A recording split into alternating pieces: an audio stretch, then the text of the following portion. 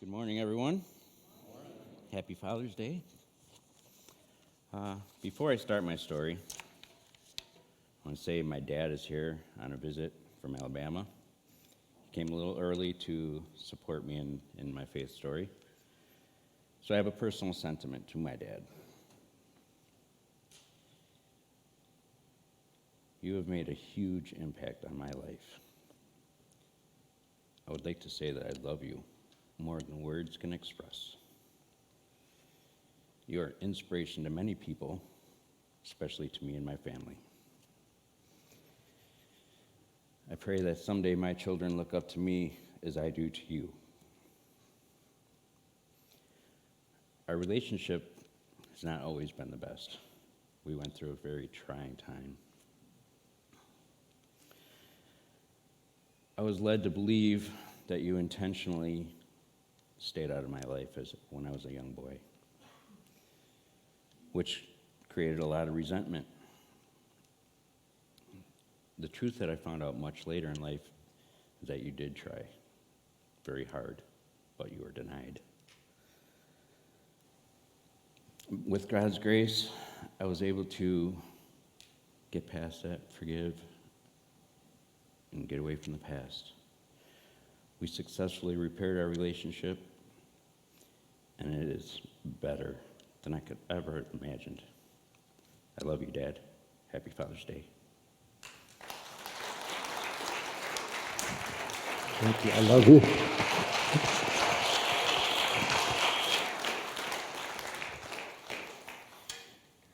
Whew. Well, my name is Shawn David Ellis. I was born November 3rd, 1973. I was born into a Catholic family, more like holiday Catholics. Church was Christmas, Easter, New Year's, and a few random appearances throughout the year. I was made to attend CCD classes and all that fun stuff. So yes, I'm a confirmed Catholic.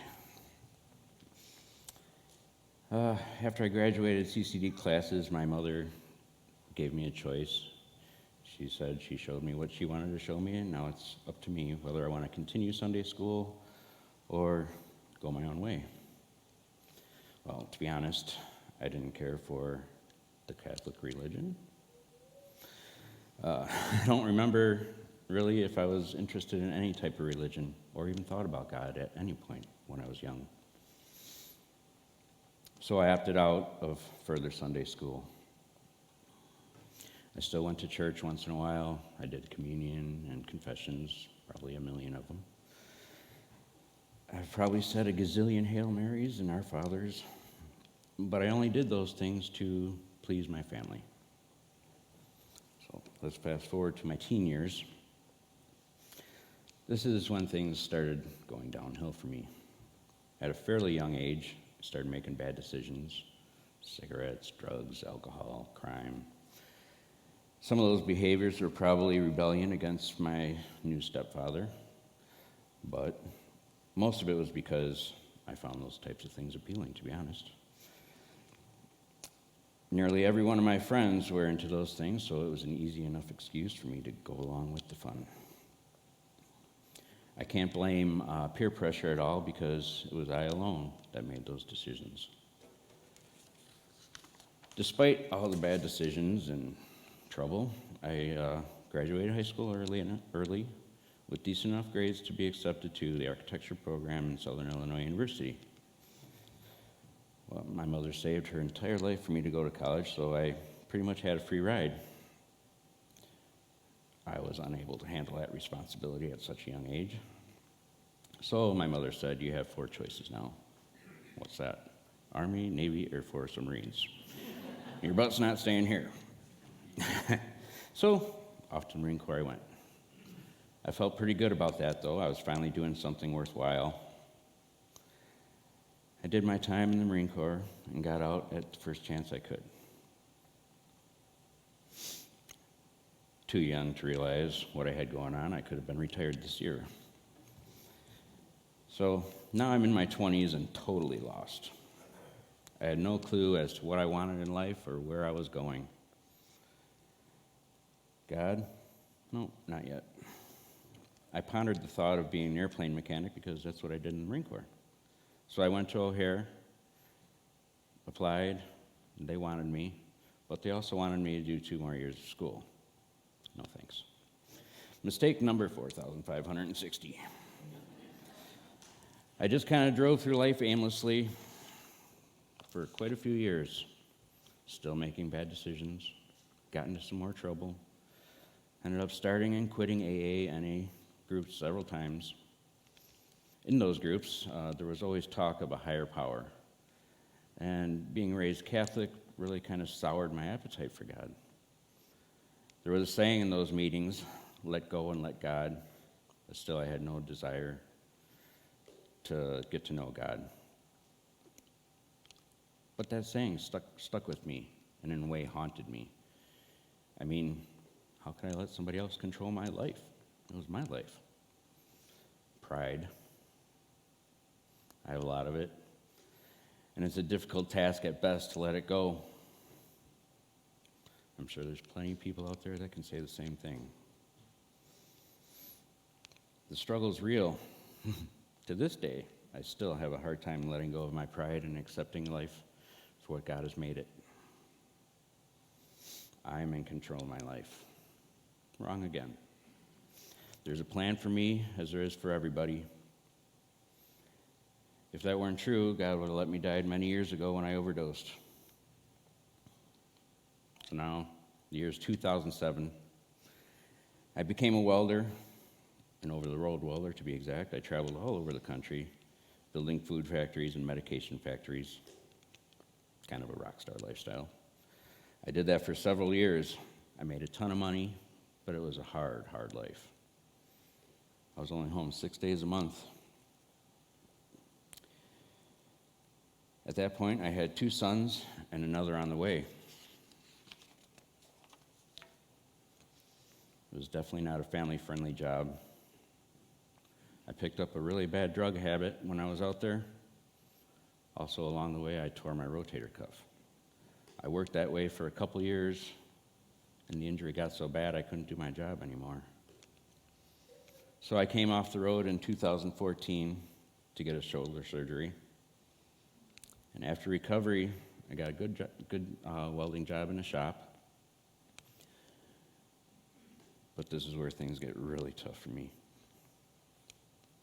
My rock bottom, if you will. To make a long story short, I went to prison for a couple years in 2017.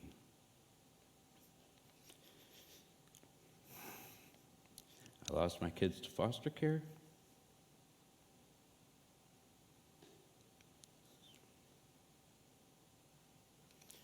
But going to prison was a blessing in disguise for me.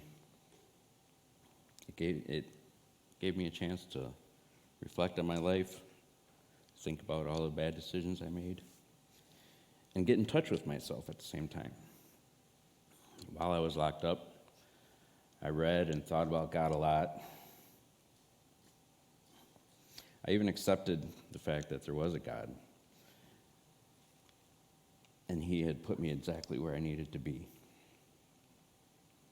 I was still unable to let go and let God. I really do struggle with that. I was released a new man, a man on a mission. I was determined to do things better. I was able to get another good job in a welding shop. I rented a house and worked diligently to get my sons out of foster care. I was successful. Of course, there was a process, but it was nothing like what I've already been through. Everything was great. I found my purpose. I was 100% dedicated to being a good father. There was still something missing, though. I thought long and hard about going to church. For some reason, I couldn't bring myself to do it, though. Maybe I'd get struck by lightning if I touched the door handle of a church. I don't know. But for real, though, I was just scared of the truth. So I dismissed the idea of going to church. Just when I thought life couldn't get any better, I met my amazing wife, Natalie. While we were dating, she had mentioned that she used to attend RCC and what a great place it is. I was interested, but still dismissive. Yes, still scared. And then one day, about a year ago-ish, I asked Natalie, how would you feel about going to church? And she was ecstatic. I think it was that day I let something into my heart, or finally opened my heart and let God in. So at this time, it was unknown to me there was two things missing in my life: my incredible wife, Natalie, and God. She brought me to RCC, and I never looked back. I love it here. The second I walked in these doors, I felt nothing but kindness and love. RCC has been another turning point in my life, our life, my family.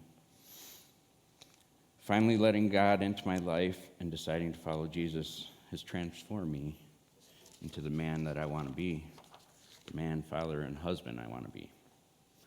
I've become more loving, caring, patient, kind, trusting, forgiving. It's just the kind of man I want to be. It's not that I wasn't before. It's just now I'm not afraid to show it. I can't express how much this place has helped me and my family. And if I had a choice to do it all again, I wouldn't change one thing. I truly believe that God has sent me on a personal journey to be right here, right now, to tell you guys about it. Thank you for listening, and happy Father's Day.